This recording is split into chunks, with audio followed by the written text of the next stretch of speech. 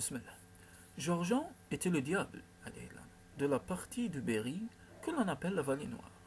Je dis était parce qu'il est fort oublié aujourd'hui, et qu'il faut remonter aux souvenirs des vieillards morts depuis une trentaine d'années, pour repêcher dans le fleuve d'oubli qui passe si vite aujourd'hui le nom mystérieux qui ne devait jamais être écrit, ni sur papier, ni sur bois, ni sur ardoise, ni sur pierre quelconque, ni sur étoffe, ni sur terre, ni sur poussière ou sable, ni même sur neige tombée du ciel, ce nom terrible qui présidait aux formules les plus efficaces et les plus secrètes ne devait être confié aux adeptes de la sorcellerie que dans le pertuis de l'oreille, et il n'était pas permis de le leur dire plus de 3 fois. S'ils l'oubliaient, c'était tant pis pour eux. Il fallait financer de nouveau pour obtenir de l'entendre encore. Ce nom devait en aucune circonstance être révélé aux profanes et jamais prononcé tout haut, sinon dans la nuit noire et l'entière solitude. Celui qui me les confia l'avait surpris et n'y croyait point. Pourtant il se repentit de me l'avoir dit et revint me prier de ne pas le répéter. J'ai mal rêvé cette nuit, disait-il. Par 3 fois, ma fenêtre s'est ouverte toute grande, sans que personne autre que moi fût entré dans ma chambre. Quel était le rang et le titre de Georgean dans la hiérarchie des esprits de malice? C'est ce que je n'ai pu savoir. C'est lui qu'il fallait appeler au carroi, au carrefour des chemins, ou sous certains vieux arbres malfamés, pour faire apparaître l'esprit mystérieux.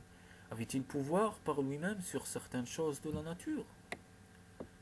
Ou n'était-il qu'un messager intermédiaire entre l'enfer et l'adepte?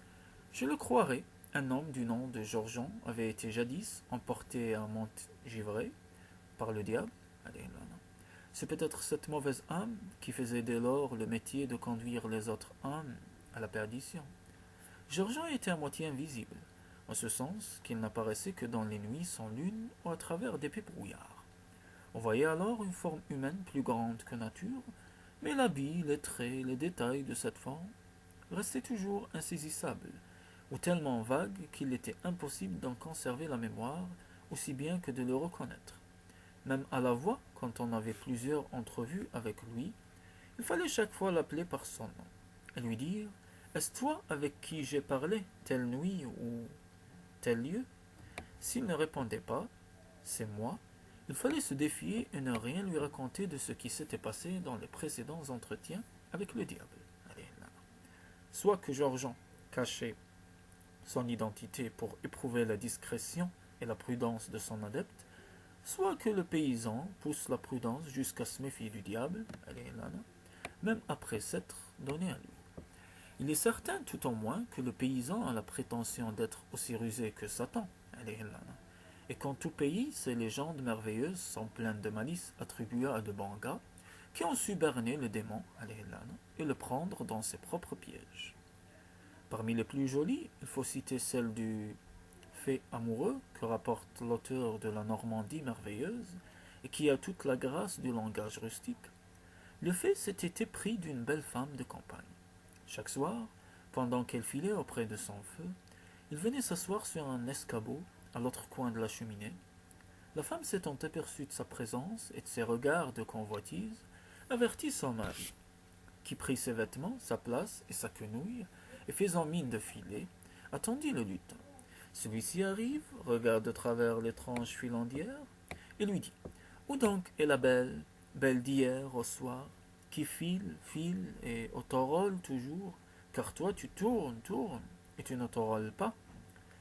Le mari ne répond rien et attend que le fait se soit assis sur l'escabeau, d'où il avait coutume de dévorer des yeux la femme du logis, et où on l'en avait traîtreusement placé la galetière, rougie au feu. Le fait s'assied en effet, brûle outrageusement sa queue et fait un grand cri en disant « Qui m'a fait cette mauvaise mauvaiseté? Est-ce la belle belle qui autorole toujours ?» « Non, répond le mari, c'est moi, moi-même, qui n'autorole jamais. » Le fait, exaspéré, s'envole par le cheminée pour appeler ses compagnons qui prenaient leurs ébats sur le toit. « Qu'as-tu donc à crier, crier ?» lui disent-ils. « Je me brûle, brûle. Et qui t'a ainsi brûlé, brûlé? C'est moi, moi-même, qui ne t'enrôle jamais. » Cette réponse parut si stupide aux autres fées, qui sont des esprits très railleurs, que le mari de la belle fileuse les entendit rire comme des fous. huer, berner et chasser le pauvre amoureux, de quoi il fut fort aise, car il avait eu bien peur d'attirer contre lui toute la bande des lutins. Et jamais plus l'amoureux de sa femme n'osa se présenter derechef en sa maison. Cette légende normande a une sorte de pendant en Berry, ou plutôt c'est la même légende, avec des variantes qui caractérisent l'esprit local. Ici, le follet ou fadé, l'histoire ne dit pas précisément à quel type d'esprit malin ils appartenaient, n'avait nullement l'amour en tête. Positif comme un diable, berrichon, il ne songeait qu'à faire enrager la filandière, laquelle n'entorolait pas le lin sur son fuseau, mais filait en faisant virer de la laine sur un rouet. Et au lieu de la contempler avec des yeux tendres, il embrouillait et cassait méchamment son brin, afin de pouvoir, pendant qu'elle le raccommodait, se glisser dans l'arche, la huche au pain, et d'y voler les galettes que la ménagère avait mises en réserve pour ses enfants.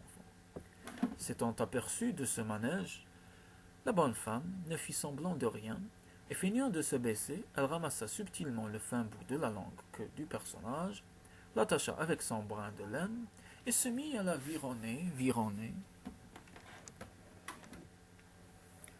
sur son rouet comme si ce fût un écheveau. Le fadet ne s'en aperçut pas tout de suite, occupé qu'il était à se vautrer dans la galette au fromage, mais quand le rouet eut roulé 5 ou 6 brasses de queue, il le sentit fort bien et se prit à crier « Ma queue, ma queue !» La dévideuse n'en tint pas compte, et toujours vironnant, se mit à chanter « Pelote, pelote, ma roulotte !» d'une si bonne voix et menant si grand bruit avec sa roue que les autres diables, embusqués sur le toit, n'entendirent pas les gémissements et les imprécations de leurs camarades, lequel fut bien forcé de se rendre, et de jurer par le nom du grand diable, d'enfer, qu'il ne remettrait jamais les pieds dans la maison.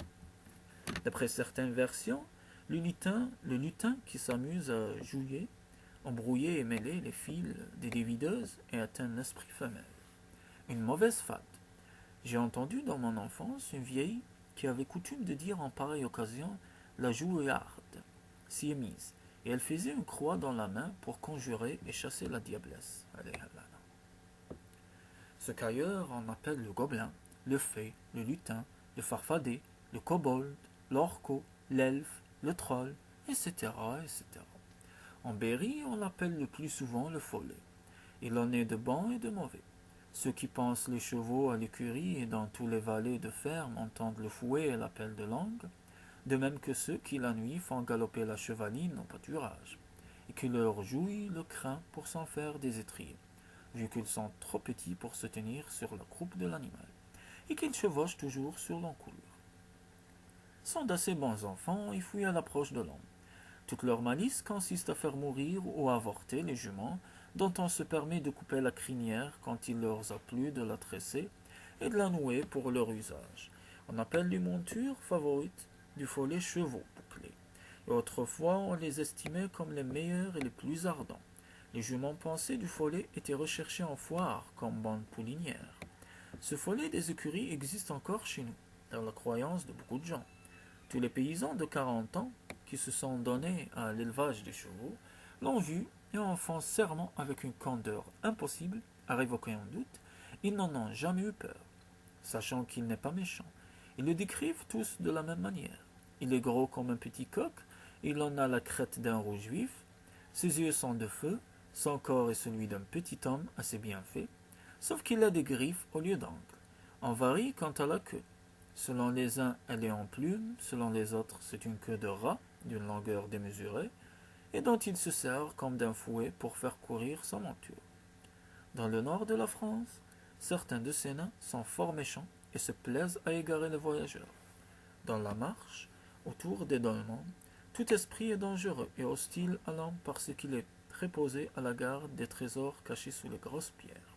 Malheur aux curieux et surtout aux ambitieux, qui vont rôder la nuit autour de ces monuments où règne l'éternel mystère de la tradition. Ils sautent sur le cou du cheval, font tomber le cavalier et le roue de cou. Pourtant, on peut s'en préserver de plusieurs manières, quand on a été assez hardi, pour étudier à tout risque leurs habitudes et leurs fantaisies.